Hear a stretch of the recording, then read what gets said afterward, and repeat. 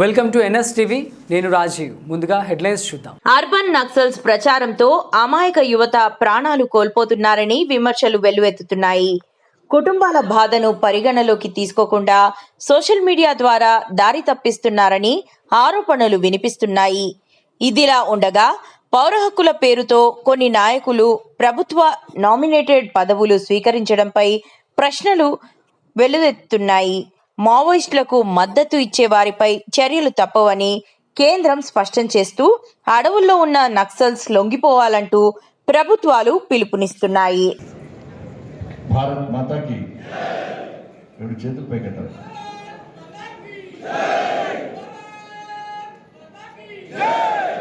జై శ్రీరామ్, జై శ్రీరామ్. నరేంద్ర మోడీ గారి నాయకత్వం, అమిత్ షా గారి నాయకత్వం, జేపీ నడ్డా గారి నాయకత్వం, రామచంద్రరావు గారి నాయకత్వం. భారత్ మాతాకి, భారత్ మాతాకి వందే వందే వందే వందే.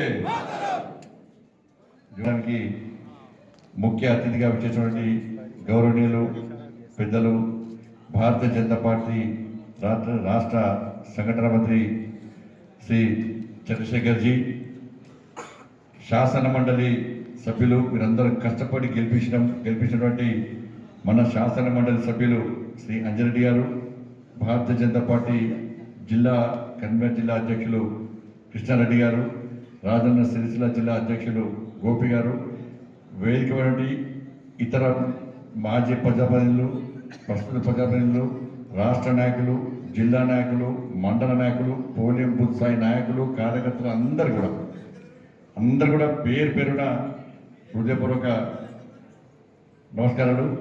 కింద పెండాల్లో కూర్చున్నటువంటి కార్యకర్తలకు, నాయకులకు కూడా హృదయపూర్వక నమస్కారాలు. ఎవడ ఫీల్ అవుతారు వాళ్ళు. పంచ్ ఎన్నికలు నిర్వహించని డిసైడ్ చేసింది తెలుసా అందరికీ విషయం తెలుసా? అబ్బో మీరు ఎదురు చూస్తున్నారు, నేను ఎప్పుడు పెడతారా అని ఎదురు చూస్తున్నారు. అవునా కదా? ఎలక్షన్స్ వచ్చేసినాయి, ఇక పక్కా వస్తాయి ఎలక్షన్స్. ఆ ఎలక్షన్స్ కూడా దేనికోసం పెడుతున్నారు అంటే, దేనికోసం పెడుతున్నారు? దేనికోసం? కేంద్ర ప్రభుత్వ నిధుల కోసమే. అవి కూడా మన కోసమే. మన ఆ పైసలు కూడా మన కేంద్ర ప్రభుత్వ నిధుల కోసమే ఎన్నికలు పడితే మరి ప్రజలు ఎవరు కొట్టేస్తారు? మనకు కొట్టేస్తారు కదా, దానికి డౌట్ ఏం లేదు కదా. నేను అడిగిన వాటికి కరెక్ట్ సమాధానం చెప్పాలి, అంతే కదా. పక్క మన కొట్టేయాలి. సరే, ఆ కేంద్ర పద్ధతి పక్క పెట్టండి. ఈసారి ఇప్పుడు వేరే వాళ్ళకి గెలిపిస్తారు, కాంగ్రెస్ పార్టీ వాళ్ళకి గెలిపిస్తారు. గెలిపిస్తే ఈ 2 సంవత్సరాలు కాంగ్రెస్ పార్టీ అధికారం ఉంది తెలంగాణ రాష్ట్రంలో, ఉందా లేదా? మీరు గ్రామ పంచాయతీలో గ్రౌండ్ లెవెల్ కార్యకర్తలు మీరందరూ కూడా, అంటే చిన్న చిన్న సమస్యలు కూడా మీకు అవగాహన ఉన్నది. పోలింగ్ బూత్లో తిరిగే కార్యకర్తలు మీరందరూ కూడా ప్రజలు ఏమనుకుంటున్నారు, ప్రజల నాడి ఏంటి, ప్రజల ఆలోచన మీ అందరూ తెలుసు. అవునా కదా? మరి ఈ 2 సంవత్సరాల్లో కాంగ్రెస్ పార్టీ మీ గ్రామ పంచాయతీలకు కానీ, మున్సిపాలిటీస్కి కానీ, కార్పొరేషన్ కానీ ఒక్క పైసా ఏదైనా గ్రామ పంచాయతీకి ఇచ్చిందా? ఒక్క గ్రామ పంచాయతీకి ఒక్క పైసా ఇచ్చిందా? పోనీ ఇప్పుడు ఓటు వేస్తారు. సరే, ఎమ్మెల్యేలు ఉండొచ్చు, కాంగ్రెస్ పార్టీ ఎమ్మెల్యేలా, బీఆర్ఎస్ పార్టీ ఎమ్మెల్యేలా ఉండొచ్చు. వాళ్ళకు ఇప్పుడు కాంగ్రెస్ పార్టీకి ఓటు వేస్తే మరి వాళ్ళు మీకు పైసలు తీసుకొస్తారా? ఎక్కడ తీసుకొస్తారు? రాష్ట్రంలో పైసలు ఇస్తలేదా? ఇట్లా ముద్ర కొడుతున్నారు. ఎమ్మెల్యేకు స్వతహాగా నిధులున్నాయా? ఎమ్మెల్యేకు నిధులున్నాయా? ఉన్నాయా? మరి ఎమ్మెల్యేకు నిధులు లేవు. రాష్ట్ర ప్రభుత్వం ఒక్క పైసా గ్రామ పంచాయతీకి ఇస్తలేదు. మరి ఎవరు కొట్టేయాలి? బీజేపీ కొట్టేయాలి. బీజేపీకి ఎందుకు కొట్టేయాలి? నిధులు తీసుకొచ్చేది మనం, నిధులు ఇచ్చేది మనం. ఇలా బీఆర్ఎస్ పార్టీకి, కాంగ్రెస్ పార్టీకి ఓటేస్తే నిధుల ద్వారా అభివృద్ధి చెందే అవకాశం ఉంటుంది. అవునా కదా? ఏమేమి నిధులు వస్తాయి? ఇప్పుడు నేను ఎంపీ గెలిపించిన తర్వాత ప్రతి గ్రామ పంచాయతీకి 5 లక్షల నుంచి 20 లక్షల వరకు ప్రతి గ్రామ పంచాయతీకి ఇచ్చినమయ్యా లేదా? ప్రతి గ్రామ పంచాయతీలో మన శిలాఫలకం ఉందా లేదా? ఈజీఎస్ నిధులు ఇచ్చేది ఎవరు? మనమే. సిఆర్ఎఫ్ నిధులు ఇచ్చేది ఎవరు? మనమే. 50 ఫైనాన్స్ పైసలు ఎవరి? మన స్మార్ట్ సిటీ పైసలు మన, అమృత్ పైసలు మన, ప్రతి పైసలు అన్ని ఎంపీ ల్యాడ్స్ ఇస్తున్నాం, మనం సిఎస్ఆర్ నిధులు ఇస్తున్నాం. దేశంలో ఈ తెలంగాణ రాష్ట్రంలో రాష్ట్ర ప్రభుత్వము స్వతహాగా చేయలేని, ధైర్యం చేయలేని ఇలా పేద బుల్లెట్ ద్వారా ఏం సాధించలేరు, బ్యాలెట్ ద్వారా మాత్రమే మేము సాధించినాం. ఒకప్పుడు భారతీయ జనతా పార్టీ అనే 2 సీట్లు వీళ్ళు 2 సీట్లు కానీ బీజేపీ అధికారంలోకి వస్తుందని చెప్పి బాగా విర్రవీగుతున్నారని చెప్పి హేళన చేసిన మనల్ని. 2 సీట్లు, గుజరాత్ లో 1 సీటు, ఈ ఆంధ్రప్రదేశ్ లో జంగారెడ్డి గారు 2 సీట్లు హేళన చేశారు. 2 సీట్లు వీళ్ళు అధికారంలోకి వస్తారా అని హేళన చేసిన పార్టీలు వాళ్ళ 2 సీట్ల నుంచి ముచ్చటగా 3వసారి దేశంలో నరేంద్ర మోడీ గారి నాయకత్వంలో అధికారంలోకి వచ్చిన పార్టీ భారతీయ జనతా పార్టీ. తుపాకీని నమ్ముకున్న మీరు, బుల్లెట్ను నమ్ముకున్న మీరు ఏ మర్యాద ఎన్ని సంతకాలకు వచ్చారు? కాబట్టి అందుకే ఆలోచించాలి కాదు, అభివృద్ధికి నిధులు ఇచ్చేది మనం, రేపు అభివృద్ధి చేసేది మనం. ఈ తెలంగాణ రాష్ట్రంలో గ్రామ పంచాయతీ ఎన్నికల్లో మీరు వాస్తవాన్ని గ్రహించండి. ప్రతి పోలింగ్ బూత్ లెవెల్లో గతంలో బీఆర్ఎస్ చేసిన మోసాలు, కాంగ్రెస్ పార్టీ ప్రస్తుతం చేస్తున్న మోసాలను ప్రతి పోలింగ్ బూత్కు వివరించండి. కరీంనగర్ పార్లమెంట్లో నిధులు తెచ్చేది మేము గెలిపించినా, మీరు ఓటేసి గెలిపించినా మా బండి సంజయ్ అభివృద్ధి చేతని ప్రతి గర్వ చెప్పండి. నరేంద్ర మోడీ గారి నిధులతోనే ఈ కరీంనగర్లో ఇంతవంత అభివృద్ధి జరుగుతుంది. కరీంనగర్ పార్లమెంట్లో గ్రామానికి నిధులు మా ద్వారా వస్తాయి. బీఆర్ఎస్ పార్టీకి ఓటేస్తే 1 పైసా రాదు, కాంగ్రెస్ పార్టీకి ఓటేస్తే 1 పైసా 2 సంవత్సరాల్లో ఇయ్యలే, భవిష్యత్తులో ఇయ్యది అనే విషయాన్ని ఒక్కసారి అందరికి స్పష్టం చేయండి. నెక్స్ట్ ఈ కాంగ్రెస్ పార్టీ ఇచ్చిన వాగ్దానాలను అమలు చేసే వరకు కూడా మెడలు వంచి యుద్ధం చేసే పార్టీ భారతీయ జనతా పార్టీ. అటువంటి కార్యకర్తలను మేము, మమ్మల్ని నమ్మండి, మమ్మల్ని విశ్వసించండి. బీఆర్ఎస్ పార్టీ మెడలు వంచింది మేము, మీకు అన్ని విషయాలు తెలుసు. ఇలా కాంగ్రెస్ పార్టీ మెడలు వంచేది కూడా మేమే. మేము కేసులకు భయపడటం కాదు, జైళ్ళకు భయపడటం కాదు, రౌడీ షీట్లకు భయపడటం కాదు. మా మీద కేసులున్నాయి, లాంటి దెబ్బలు తిన్న శరీరాలమై బీఆర్ఎస్ పార్టీ కొట్టిన లాంటి దెబ్బలు లైఫ్లో ఎప్పుడు మర్చిపోం. బీఆర్ఎస్ పార్టీ జైళ్ళకు పంపిన విషయాన్ని ఎప్పుడు మర్చిపోం. మేము ఇలా బీఆర్ఎస్ పార్టీ పెట్టిన కేసులు ఎప్పుడు మర్చిపోం. ఇలా కాంగ్రెస్ పార్టీ మెడలు వచ్చే అవకాశం మాకు అని చెప్పి ఇలా ప్రతి పోలింగ్ బూత్ వారిగా మీరు గడపకు వెళ్ళండి, గడప వెళ్ళి ఇవాళ ఈ కరపత్రాన్ని ఇచ్చి వాళ్ళతో సంతకాలు తీసుకొని సర్పంచ్ ఎన్నికలు, ఏ ఎన్నికలు ఎప్పుడు వచ్చినా మీరు సిద్ధంగా ఏ విధంగా గెలిపించాలి, ఏది విధంగా గెలవాలో మీరు కూర్చొని ప్లాన్ చేసుకోండి. ఏ వర్గం ఆ వర్గం వీళ్ళందరూ కలిసి మన లక్ష్యం వల్ల గెలవడమే. మీ మండలాల వారిగా కూర్చొని ప్లాన్ చేయండి. మండలాధ్యక్షుల నేతృత్వంలో, మండలంలో సీనియర్ నాయకుల నేతృత్వంలో కూర్చొని ఏ గ్రామ పంచాయతీ గెలుస్తాం, ఏ గ్రామ పంచాయతీ గెలవాలి, ఏం చేయాలి మనం అని ఒక ప్లాన్ తయారు చేయండి. ఆ ప్లాన్ జిల్లా అధ్యక్షుడికి ఇవ్వండి. దాని ద్వారా నేను కూడా ప్లాన్ చేస్తా, నేను కూడా స్ట్రాటజీ ప్లాన్ చేస్తా. మీ అందరినీ గెలిపించడమే లక్ష్యంగా, మీరు గెలిపినటువంటి పార్లమెంట్ సభ్యుడిగా తప్పకుండా మీకు అండగా ఉండాలని చెప్పి ఈ సందర్భంగా తెలియజేస్తూ, ఇవాళ మనం చేసినటువంటి అభివృద్ధి పనుల విషయంలో కూడా గ్రామానికి చెప్పే ప్రయత్నం చేస్తుందిగా మీ అందరికీ విజ్ఞప్తి చేస్తూ, ఇలా సంఘటన మంత్రి గారు మాట్లాడక కొన్ని సూచనలు లాస్ట్ మళ్ళీ నేను మాట్లాడతా. ఇది అయ్యే వరకు కూడా నిజమైన భారతీయ జనతా పార్టీ కార్యకర్త పోలింగ్ బూత్ అధ్యక్షుడే పార్టీ మొత్తం మీ మీద ఆధారపడ్డది. ఆకలితుందా ఇవాళ సంఘటన అంటే మీ మీడియా మిత్రులకు మీకు ధన్యవాదాలు. ఎంతసేపు ఓపిక ఉన్నది, మీరు ఓపిక మా పర్సనల్ అయిపోయింది. మీరు వచ్చి మా పర్సనల్ అనుకుంటాం. అప్పుడు మీరు డేంజర్ అని మీరు ఇవ్వబడుతుంది కదా. వాళ్ళ ఈ సంతకాల సేకరణ కార్యక్రమం చేపట్టినాం కాబట్టి సోషల్ మీడియా ద్వారా ప్రచారం జరగాలి. 26 నేను కార్యకర్తను, భారతీయ జనతా పార్టీ బూత్ అధ్యక్షుడిని, నేను భారతీయ జనతా పార్టీ కార్యకర్తను 26 మార్నింగ్ 8 to మధ్యాహ్నం 1 వరకు ప్రతి ఇంటికి వెళ్తున్న పోలింగ్ బూత్ లో ఇలా కాంగ్రెస్ పార్టీ వైఫల్యాలను, బీఆర్ఎస్ పార్టీ వైఫల్యాలను ప్రజలకు వివరిస్తా, ప్రజల నుంచి నిరసనగా సంతకాలు చేపడతా చెప్పి వాళ్ళ ఒక కసితోని, ఒక పట్టుదలతోని, ఒక సంకల్పం తీసుకొని ఈ కార్యక్రమాన్ని విజయవంతం చేయాల్సిన బాధ్యత మనం మీద ఉంది. కాబట్టి అందరం ఈ కార్యక్రమాన్ని 26 తారీఖున విజయవంతం చేద్దాం. 26 తర్వాత మళ్ళీ మీకు డేట్ ప్రకటించి మన సంతకాలు ఏ విధంగా ఎంఆర్ఓలకు, ఆర్డీఓ గారులకు, కలెక్టర్కి ఇస్తామో దాన్ని ప్లాన్ చేస్తాం. ఎందుకంటే ఇలా చూసిన పేపర్ చూసిన నేను క్యాబినెట్ మీటింగ్ జరిగింది. ప్రజా పాలన దినోత్సవాలు నడుపుతారట. తెలంగాణ రైజింగ్ ఫెస్టివల్ అట. తెలంగాణ ఎక్కడ అభివృద్ధి చెందిందనా? ఇలా కాంగ్రెస్ పార్టీ నాయకులకు సిగ్గుండాలి, కనీసం క్యాబినెట్ ఉన్న మంత్రులకు కనీసం ఆలోచన ఉండాలి.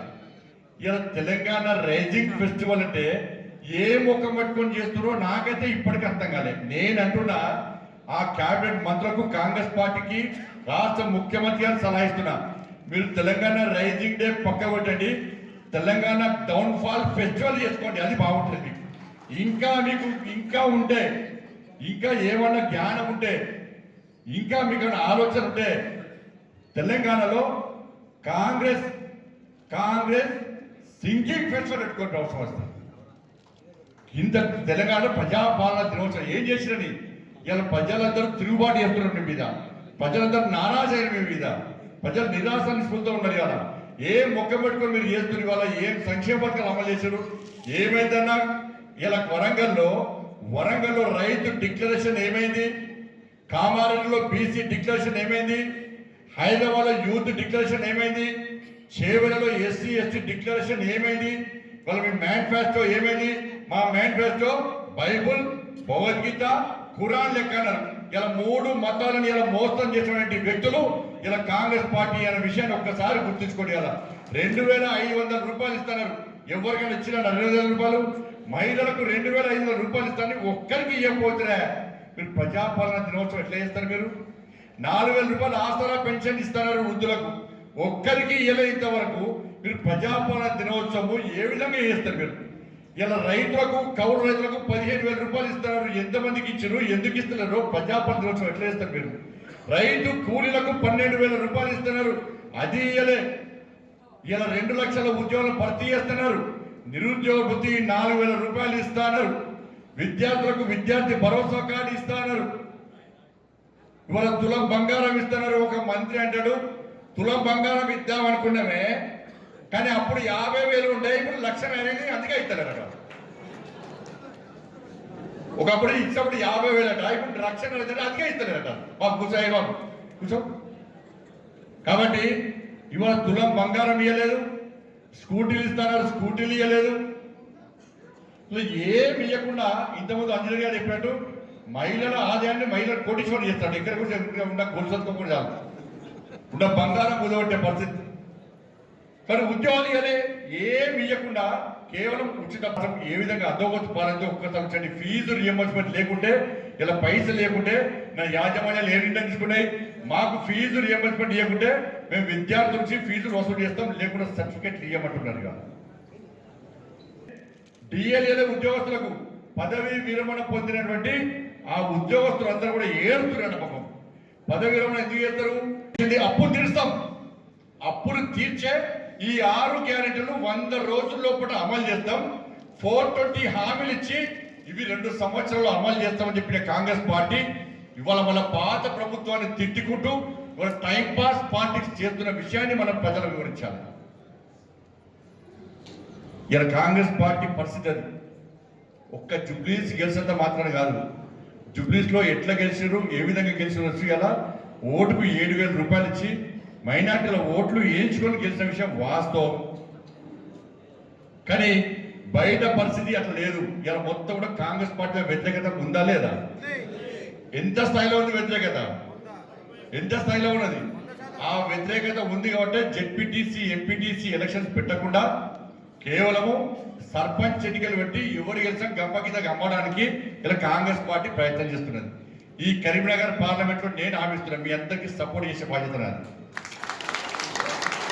ప్రతి బూత్ కమిటీ అధ్యక్షుడు వార్డు మెంబర్ గా పోటీ చేయాలి, కనీసం వార్డు మెంబర్ గా సర్పంచ్ ఉప సర్పంచ్ కంపల్సరీ ప్రతి పోలింగ్ బూత్ అధ్యక్షుడు పోటీ చేయాల్సిందే.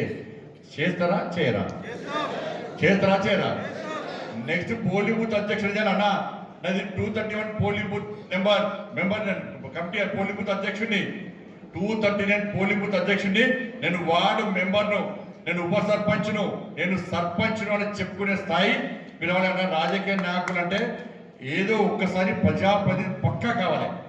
బయట అందరము నాయకులు కావద్దు అనుకుంటుంటే నేను నాయకులు చేద్దామంటే మీరు అవుతున్నారా? అవుతారా కదా? పోటీ చేస్తే మనసు చేతున్నా ఒక్కసారి మాట ఇస్తే తప్పరు, మీరు పక్క గెలుస్తారు కదా, గెలిపించినా కదా. ఎంత ఇవాళ ఎంఎస్పీ ఎంత 2,389 రూపాయలు. ఆదాయం రెట్టింపు అయితే లేదా? రెట్టింపు అయితే లేదా? సబ్సిడీ ఇచ్చేది ఎవరు? పత్తి పంట కొనుగోలు చేసేది ఎవరు? బియ్యం ఇచ్చేది ఎవరు? ఇప్పుడు రైతు కిసాన్ సమ్మాన్ ఇచ్చేది ఎవరు? ఫసల్ బీమా ఇచ్చేది ఎవరు? కానీ తెలంగాణ రాష్ట్రం ఫసల్ బీమా అమలు చేస్తలేదు.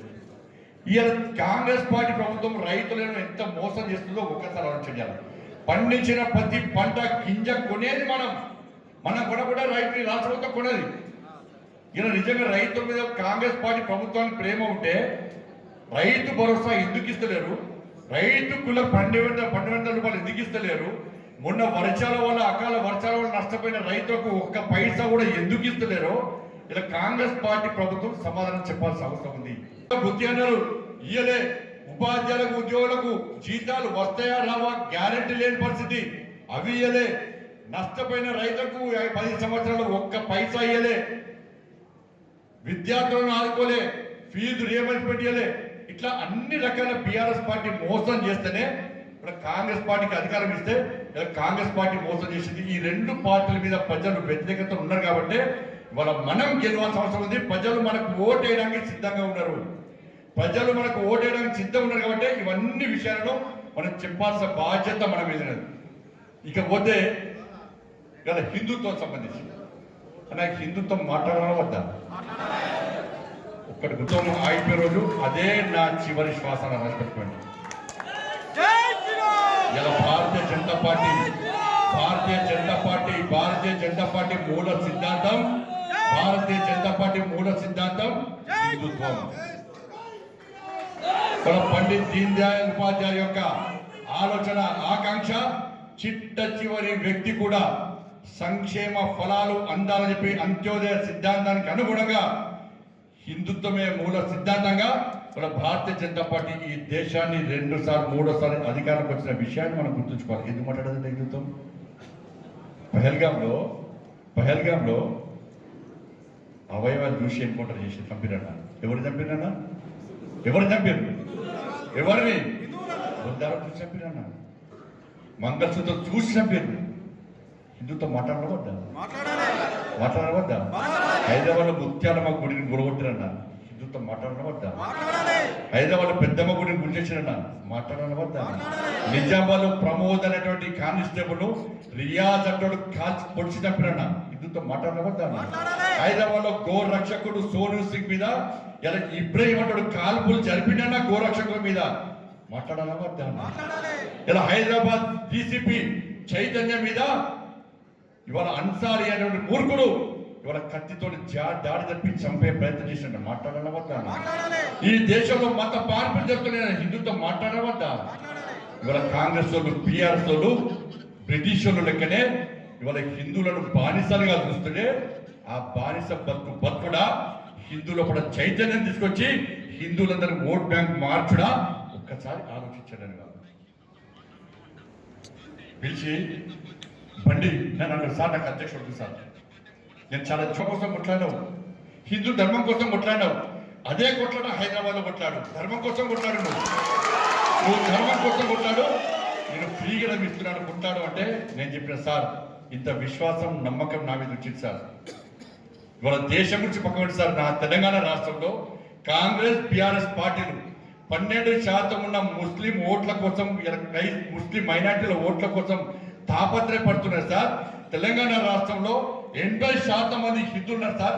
ఈ 80%లో కనీసం 40% హిందువులు ఓటు బ్యాంక్ మార్చే అవకాశం ఉన్నప్పుడు సార్ అక్కడ ఫ్రీడమ్ ఇచ్చేది సార్ చెప్పి మనం ఆ రోజు ఇచ్చిన మాట ప్రకారం ఈ తెలంగాణ రాష్ట్రంలో పాదయాత్ర 150 రోజుల పాటు 1600 కిలోమీటర్లు పాదయాత్ర చేసి ఇలా హిందూ సమాజాన్ని జాగృతం చేసి హిందూ లోపల చైతన్యం రగిలించి హిందువులను ఓటు బ్యాంక్ మార్చడం కాబట్టే ఇలా భాగ్యనగర్లో 4 సీట్లు ఉన్నటువంటి భారతీయ జనతా పార్టీ కార్పొరేటర్ కదా 40 మంది గెలిచిందంటే భాగ్యనగర్లో హిందువులందరూ ఓటు బ్యాంక్ మారింది కాబట్టి గెలిచిరన్న. ఇలా కరీంనగర్లో మొట్టమొదటిసారి మీరు అందరూ నన్ను గెలిపించినట్టే ఏ రోజైతే కేసీఆర్ కరీంనగర్ గడ్డకొచ్చి హిందూగాళ్ళు బొందుగాళ్ళు మాట్లాడితే ఈ కరీంనగర్ పార్లమెంట్ లో హిందువులంతా ఒకటై భారతీయ జనతా పార్టీ కార్యకర్తలతో పాటు హిందూ ధర్మ రక్షకులందరూ ఒకటై నేను హిందువుల బొందుగాని కాదు ఈ కరీంనగర్ పార్లమెంట్ లో హిందువులకు స్థానం తప్ప బొందుగాలకు స్థానం లేదు అని చెప్పి గడప గడపకు తిరిగి హిందుత్వం దమ్మేందో చూపెట్టి హిందూ సంఘటన శక్తి ఏందో చూపెట్టి హిందువులు ఓట్ బ్యాంక్ గా మారితే ఏ విధంగా విజయ పరంపర కొనసాగుతుందో చూపెట్టి మొట్టమొదటిసారి హిందువులందరూ గెలిపించిన పార్లమెంట్ సభ్యులు బండి సంజయ్ కరీంనగర్ లో హిందూ ఓట్ బ్యాంక్ ద్వారా మాత్రమే నేను గెలిచిన నా కార్యకర్తలు హిందూ ధర్మం కోసం పనిచేసే కార్యకర్తలు కాబట్టి నన్ను గెలిపించినని బరాబర్ గల్లా ఎగురుసుకుని తిరిగే దమ్ము నీకుందా నాకుందన్న మీ అందరి ఆశీర్వాదంతో మీరు ఇచ్చే ధైర్యంతో మీరే బలంగా భావించని చెప్తుంది వాళ్ళ ఇలా దుబ్బాకలో కానీ హుజాబాద్లో కానీ మునుగోడులో కానీ వేల మంది కార్యకర్తలు పనిచేసిన ఈ పనిచేసిన కార్యకర్తలందరూ కూడా ఈ తెలంగాణ రాష్ట్రంలో రామరాజ్యంగా రావాలి. ఈ ఎన్నికల్లో గెలిస్తే రామరాజ్యం రావాలి, మోడీ రాజ్యం రావాలి, డబుల్ ఇంజన్ సర్కార్ రావాలి, ఈ మైనార్టీల కొమ్ము కాసే విధానం పోవాలి. ఇలా హిందూ ఓటు బ్యాంకు దమ్మేందో చూపడితే ఈ మైనార్టీల కొమ్ము కాసే బీఆర్ సైకిల్స్ ఇస్తాం. వాళ్ళ 10th క్లాస్ స్టూడెంట్స్ అందరు కూడా ఎగ్జామ్ ఫీజు చెల్లించినటువంటి పార్లమెంట్ కూడా కరీంనగర్ పార్లమెంట్.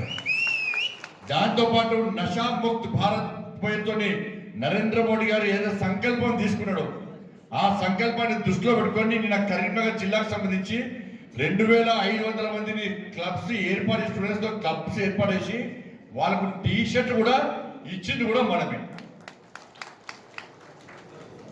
కూడా ఆరోపి కరీంనగర్ ఆరోపి కానీ ఉప్పల్ ఆరోపి అని ఉప్పల్ ఆరోపి 30 సంవత్సరాలే ఇలా పని నడుస్తుందా? ఇవాళ దాంతో పాటు మనకు రెండే ఇంపార్టెంట్, 2 డిపార్ట్మెంట్స్ మనకి ఇంపార్టెంట్ ఇస్తున్నాం, విద్య వైద్యం. విద్యకు సంబంధించి మనం సేవ చేస్తున్నాం, ఇప్పుడు నెక్స్ట్ వైద్యం స్టార్ట్ చేస్తాం. ఇవాళ నేషనల్ హెల్త్ మిషన్ పేరు మీద కేంద్ర ప్రభుత్వ నిధులతో మాత్రమే ఈ తెలంగాణ రాష్ట్రంలో ఆసుపత్రులు నడుస్తున్నాయి. అయినప్పుడు కూడా రాష్ట్ర ప్రభుత్వం నిధులను డైవర్ట్ చేసింది గత ప్రభుత్వం. ఈ ప్రభుత్వం చేస్తున్నప్పుడు కూడా మనం ఎక్కడ వెనుకడు వేయకుండా ఇవాళ సిఎస్ఆర్ ఫండ్స్ తో కూడా పైసలు తీసుకొస్తాం. నిన్న వేములవాడలో చేస్తాం, వేములవాడ, ఉస్నాబాద్, హుజరాబాద్, దాంతోపాటు జమ్మిగుంట, ఈ 4 హాస్పిటల్స్ సంబంధించి మనం ఏదో మన సొంతంగా ఏలే మనం ఆ 4 హాస్పిటల్స్ సంబంధించి అక్కడ ఉన్న డాక్టర్స్ తో మాట్లాడినా నేను. మాట్లాడి మీ హాస్పిటల్లో చాలా పేదలు వస్తారు ప్రభుత్వ ఆసుపత్రులకు, కానీ ఆసుపత్రుల్లో సూదులు లేవు, దూది లేదు, మెడిసిన్స్ లేవు, ఏం పరికరాలు లేవు. ఇక ప్రజలు ఎందుకు వస్తారు? ఆడికి రాలేరు, ప్రైవేట్ ట్రీట్మెంట్ చేసుకునే పరిస్థితి లేదు, ప్రాణాలు పోతున్నాయి ప్రజలే. అది దృష్టిలో ఉంచుకొని ఈ 4 హుస్నాబాద్, హుజరాబాద్, జమ్మిగుంట, వేములవాడ హాస్పిటల్ సంబంధించి మొదటి దఫా ఇవి. ఆ డాక్టర్స్ తో మాట్లాడాను నేను. మీ హాస్పిటల్లో పేద ప్రజలకు ట్రీట్మెంట్ సరి అయిన ట్రీట్మెంట్ చేయడానికి మీ హాస్పిటల్కు పేదలు వస్తే వాపస్ పోవద్దు. అట్లా వచ్చే పేద ప్రజలకు మీరు సర్వీస్ చేయాలంటే వాళ్ళ ప్రాణాలు కాపాడాలంటే మీకు ఏం సహాయం చేయాలని చెప్పి నేను అడిగినప్పుడు వాళ్ళు కొన్ని పరికరాలు రాసిస్తున్నారు. అన్ని హాస్పిటల్స్ వాళ్ళు పరికరాలు రాసిస్తే అవి ఒక్కొక్క హాస్పిటల్కు 1.5 కోటి విలువ చేసే పరికరాలు ఒక్కొక్క హాస్పిటల్. ఎన్ఎండిసి వాళ్ళతో మాట్లాడి 5 కోట్ల చిల్లర విలువ చేసేటువంటి ఇవాళ ఆధునిక పరికరాలను ఈ 4 హాస్పిటల్స్ కు మనం అందించడం జరిగింది. నా వేములవాడలో ప్రారంభోత్సవం చేస్తే అక్కడ డాక్టర్స్ కానీ, అక్కడ సిబ్బంది కానీ, అక్కడ మీడియా ఆ పరికరాలు అన్ని చూసి వాళ్ళు ఆశ్చర్యపోయారు. ఒక ప్రభుత్వం చేయలేంది ఇలా కరీంనగర్ పార్లమెంట్ లో మీ అందరి ఆశీర్వాదంతో, మీ అందరు కష్టపడి మోడీ గారి బ్లెస్సింగ్స్ తోని ఇవాళ మీరు అందరూ గెలిపిస్తారని ఎంపీ చేస్తే నన్ను మోడీ గారికి నన్ను హోమ్ మినిస్టర్ చేసింది కాబట్టి ఈ పరిచయాలను నేను వాడుకొని ఇవాళ కరీంనగర్ పార్లమెంట్ అభివృద్ధి కోసం కష్టపడుతున్న విషయాన్ని ఒక్కసారి గుర్తుంచుకోండి. నా వేములవాడలో ప్రారంభోత్సవం చేస్తాం, అతి త్వరలో హుజరాబాద్, జమ్మిగుంట, ఉస్నాబాద్ హాస్పిటల్స్ కూడా ఈ పరికరాలన్నీ కూడా అత్యాధునిక పరికరాలు ఇచ్చినాం, వాటిని కూడా ప్రారంభోత్సవం చేసే ప్రయత్నం చేస్తున్నాం. మనం ఇలా జమ్మిగుంటకు సంబంధించి 10 కోట్ల రూపాయలను స్టేడియం నిర్మాణాన్ని కూడా అతి త్వరలో శాంక్షన్ చేయబోతున్నాం జమ్మిగుంట కూడా. కాబట్టి ఇట్లా అన్ని ఎంపీ ల్యాడ్స్ ఎక్కడ కూడా మనం వట్టే వాడలే. మండలాధ్యక్షులు కానీ కార్యకర్తలు కానీ ఎప్పుడు వచ్చినా కూడా ఎప్పుడు ఎంపీ ల్యాడ్స్ ఉంటే అన్ని కూడా కమ్యూనిటీలకు కానీ శ్మశాన వాటికలు కానీ ఇవాళ సమ్మర్లో దాదాపు 700 నుంచి 1000 బోర్లు ఇలా బస్తీళ్లలో వేసడానికి ఘనత ఇలా కరీంనగర్ పార్లమెంట్ నియోజకవర్గం అనే విషయం. 500 కోట్లు ఇలా కరీంనగర్ పార్లమెంట్ నియోజకవర్గం అనే విషయం అక్కడ జరుగుతుంది. తెలంగాణ రాష్ట్రానికి 1600 కోట్లు వస్తే 500 కోట్లు కరీంనగర్ పార్లమెంట్కి వస్తాయంటే ఇది గొప్ప విషయమా కాదా? ఒక్కసారి ఇలా కన్నెర వరమోలు అనేక రోజులు ఉస్మానాబాద్ రోడ్లు వేసినాం, హుజాబాద్ సంబంధించిన రోడ్లు వేసినాం, ప్రతి నియోజకవర్గానికి కనెక్టివిటీ ఉండడానికి రోడ్లు వేసినాం. మనం గన్నేరవరం ఇలా అనేక సంవత్సరాల యుద్ధం చేస్తున్నారు.